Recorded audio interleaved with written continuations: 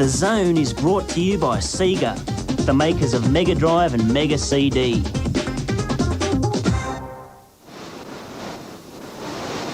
You are now entering Zone. In your face today on the Zone, more secret moves from Mortal Kombat II. Cool! Then in the wink of an eye, we reveal Sega's innovative multi-gameplay cart, Sonic and Knuckles. Happening or what? Don't know about that, but we'll be reviewing Tiny Toons, Probotector, Beneath the Steel Sky, Cliffhanger, and Sparkster. We'll cheat heaps, produce a play guide or two, find out what's the buzz, preview some Chrissy releases, and hit beautiful downtown Lit Commander for the Games with Celeb Bash-a-thon. All that and absolutely nothing else today, here, there, and everywhere on the Zone. You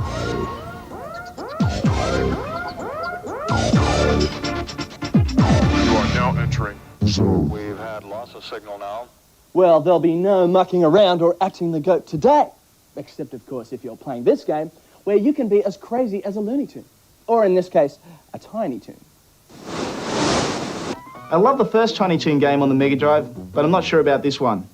The concept is good, and the graphics and characterizations are wonderful, but something's gone missing. I think it might be that all-important fun bit. The games based on those lovable Tiny Toons characters have so far been pretty good, but All-Star Sports lets the team down a little. All your favourites like Babs and Buster Bunny, Plucky Duck, Dizzy Devil and Little Beeper are here, playing a variety of sports, like soccer, basketball, bowling, Montana hitting, and an obstacle course. Everything is pretty self-explanatory, except Montana hitting, which has you competing to bash heads as they come out of holes in the ground.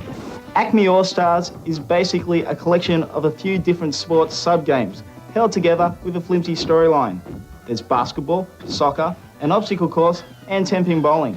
You can play any of these games separately or as part of a bigger competition. Each game is viewed from a side-on perspective. There's cute little Tiny Toon touches all over the place, and the animation of the Tiny Tooners, Buster, Bubs, Hampton, and the like, is excellent. The problem is, there's just no real long-term appeal. The games are okay in their own right, but they're not great. In fact, once you've sussed out the controls, they're really quite simple. The graphics and sound are cool, but I found I was bored after playing a few minutes on each sport. This is definitely a rental only, but if you get into the Tiny Toons characters, you might just dig it. I'd give it 71. If you like Tiny Toons, give it a look. But if you're after a good basketball or soccer game, look elsewhere. 71. We promised it to you at the start of the show, and we're going to deliver it to you right now. It could be the start of a gaming revolution, guys. A cart that actually allows you to play not one, not two, but 3 games. Hot off the Sega factory floor. Well, that's where Bev found it anyway. It's Sonic and Knuckles. We showed you the game earlier this year, but now we have a preview version of the actual cart itself. Now, for those of you who don't know, this cart is a revolution in gaming. Not only do you get the standalone game of Sonic and Knuckles, but this little flip top up here allows you to plug any of the Sonics, 1, 2 or 3, into it. What does this do? Well, I'm glad I asked. It allows you to play as not only Sonic, that blue hedgehog, but the Funky Punk Echidna, in whichever game you plugged in, as Sonic 1, 2 or 3. It also opens up totally new levels in which nobody's ever seen before, and you can go and play them as Knuckles. What does all this mean? Well, basically this. You get more game for your dollar, and that's got to be good. But how good is Sonic and Knuckles the actual game?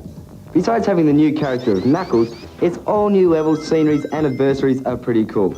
Knuckles is great with the ability to fly, making finishing hard levels a breeze, not to mention his spiked gloves, which allow him to climb walls. Combine these and there's no excuse for not collecting every ring and bonus monitor possible. The action is aplenty with totally cool boss confrontations, as well as excellent looking sceneries that scroll really smoothly and don't take away from the main game. The game has more of those really mad 3D scrolling bonus levels, but there's new bonus levels that you'll find at the continue posts. All in all, this game's pretty wicked. The graphics have really cool detail, and the gameplay is the usual high standard from Sonic. So I recommend it for anybody who's a fan of the almighty blue one. So put your money away and put this one in your Christmas stocking. G'day, Bullfed Super Guy here with the chief of rock and roll racing. Yeah, and it's going to give you 999,000 bucks of cash to start with. Okay, listen very carefully. Choose the password option, press start, choose your number of players. That's how many. Now in the password screen, in the veteran level of difficulty, enter this number. It's really long, so get ready. 9, 8, 9, Y, C, 0, 2, V, W, what goes on? S, 6, M. Now go out there and win with big bucks on rock and roll racing.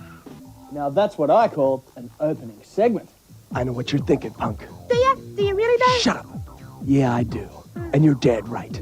Coming soon to your Zone screen, we're gonna check out Sparkster, Beneath the Still Sky, and the dog brings you dudes all the buzz.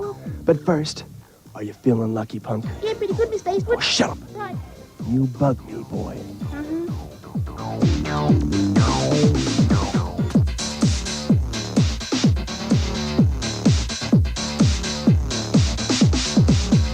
Zone. All right, week 2 of Mortal Kombat II, the special moves. The game is still sweeping a nation, so we're here to give you more of those fatalities and sickly moves that you love so much. Anyway, Muttley, if I was Kung Lao, and I had a pointy hat, and I particularly wanted to take that pointy razor-sharp hat and split Bev clean in two so that the left half of him fell down on that side of the ground and the right half of him fell down on that side of the ground, what exactly would I be doing?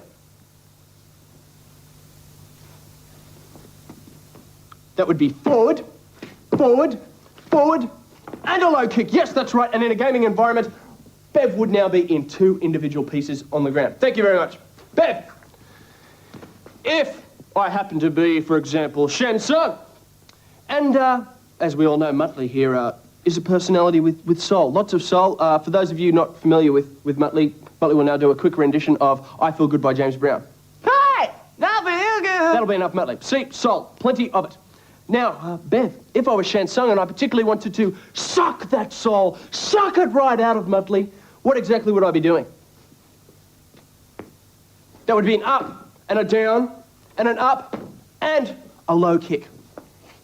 Muttley, please do a rendition of I Feel Good by James Brown. Exactly. No soul at all. The man could be an accountant. Thank you very much. We'll be back with more Mortal Kombat 2 moves later in the program. Good work, boys. By the way, you wanting taxes done? Yeah. From Mortal Kombat to Zone approved games, man. The first thing you've got to know about this brilliant beat-em-up is that it'll rip the skin off your thumbs faster than a game of Street Fighter Turbo. Maybe you're thinking that a Turtle game couldn't possibly be a cool addition to your game collection, but don't fear, this game is more than enough proof that it will test even the best players. And if you can get the special attack out, the moves are totally murderous. Well, I'm off now to kick some shell. I'd rate it 77. Tournament Fighters is wicked, and I give it 90. He's back. He's Neanderthal. He's on the Mega CD. He's Chakra. All through the game, there's plenty of things to thump with your oversized baseball bat, and there's even some goody two-shoes animals along the way to help you out. The overall graphics are awesome. The sound is absolutely huge. Hey, it's on CD. And I'm a sucker for biffing, boofy things with big sticks. It's a great value platformer, and it scores 80. 85. What a game! I personally find this game totally appealing. With the animation and sound at peak levels, you have the greatest time belching your way through the levels. It's not as easy as it looks. With the tough movement controls and the extremely dodging returning enemies, it's a tough nut to crack. It's definitely a game that you'll love or hurl. I'm giving it an 82 because it's based on Muttley. It gets a 78, and it sure beats picking your nose, eh, Liz? Not much fun getting lost in the city. I know that feeling all too well. It was just last week when Mum and I headed into Grace Brothers for some early Chrissy shopping. We were in the ladies' underwear section, and then all of a sudden, I was alone. It was horrible, a terrifying experience. If it wasn't for the cardboard cutout of Elle, well, I mightn't have survived. Only then did I truly understand what it must have been like for Robert, the hero of Beneath the Still Sky. This is his story. In Beneath the Still Sky, you play Robert Foster, a loner with an identity problem and a robot for a companion. All set in a vast futuristic city where your aim is to get out using any means possible. It's dig to be this game. This game grabs you from the outset and drags you in by your locks. Now, me being a bit short in the brain cell department doesn't normally go for a thinking adventure game, but this one's really well done. Mummy. The virtual theatre graphics are sensationally detailed and really brings the game alive. Now, what really sets the game off is the personalities and speech of all the characters. See you later. Oh, don't count on it. The graphics and scenes aren't anything special. There's full digitised speech, and it moves like most other adventure games do. But the gameplay is most righteous and will have you grinding on your IBM until the fat things with udders with bells around their neck come home. That's if they live at your place. I'll give it 90. Bottle. This is a must-grab title from Revolution Software for any PC, CD adventure addicts. This game needs a little patience and bad luck, Muttley. It also needs a few brain cells, bro. The score says it all. 92. How you doing? Here's the buzz. Now, we haven't got much time this week, so I'll make it quick. If you've been ringing the old Nintendo hotline number and find out that you ain't getting through, it's because they changed it. Duh. Yeah, sure they have. It's a 1902 number. That's right. They've gone down the Sega road and got a 1902 number, charged at 95 cents a minute. Now, the number is 1902-241001. Check it out before you ring it. Oh, and word has it too that Sony will have one before long as well. Time now to announce the winner of the 0055 comp. Now this is the last winner. That's right, the 0055 line closes, or is closed now, because the last guy has won. Now the finals will begin the week after next, and the winner of this week is... Oh, thank you very much. The winner is Adam Conray from Naranda, New South Wales. You little beauty buddy. Cool, well done to you. Now here are the people that you are up against coming up on the screen now. All these people are in the running for the big prize from the major game companies, EA, Sega, Nintendo, and PlayCorp. Excuse my stutter.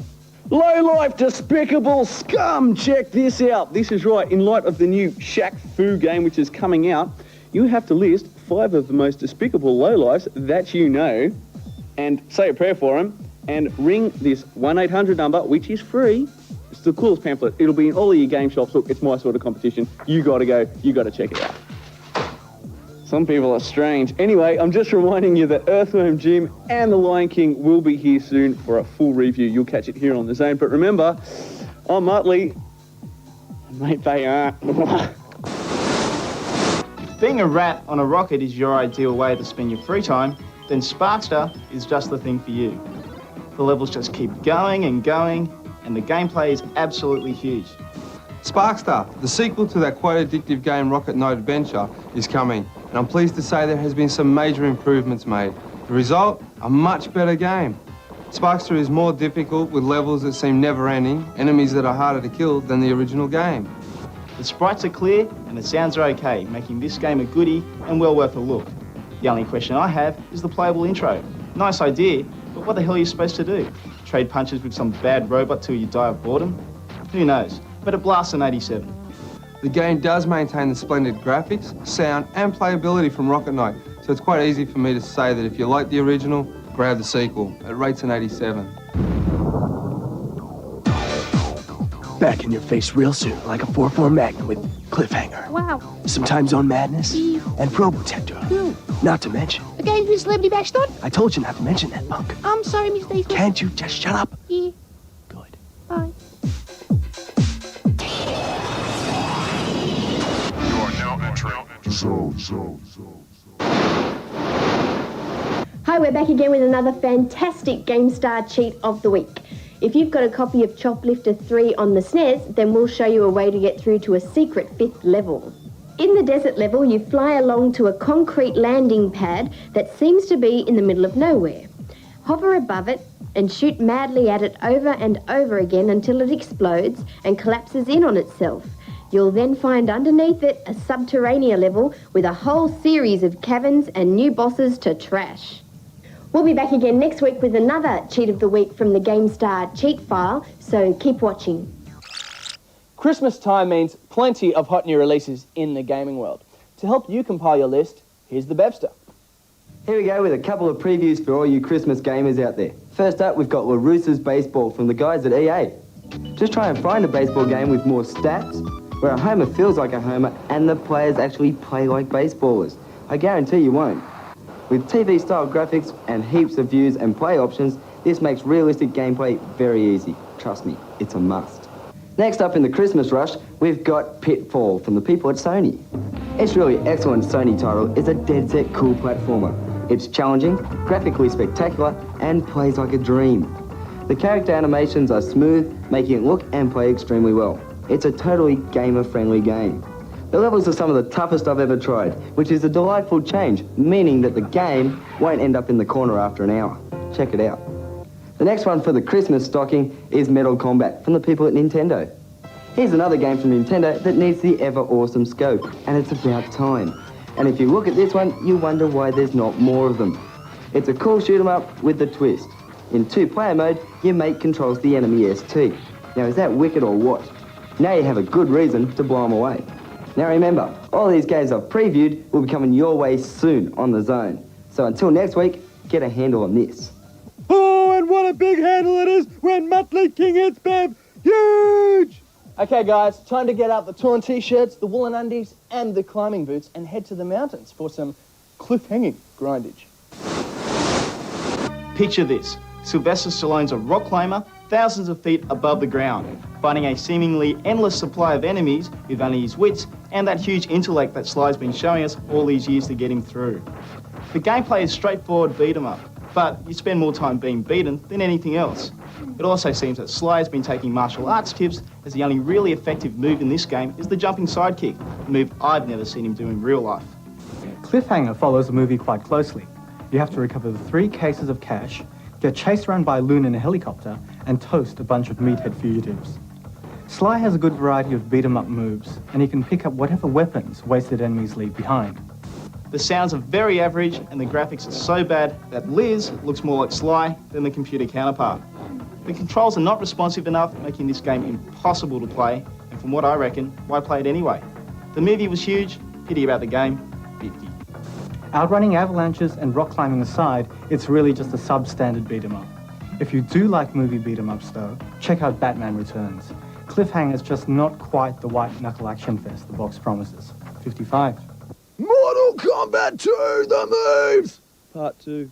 Back in the pit with more Mortal Kombat 2 sick moves. All right, Bab, if I was Johnny Cage, and after beating up Muttley and really kicking his butt, I decided that I won't kill him.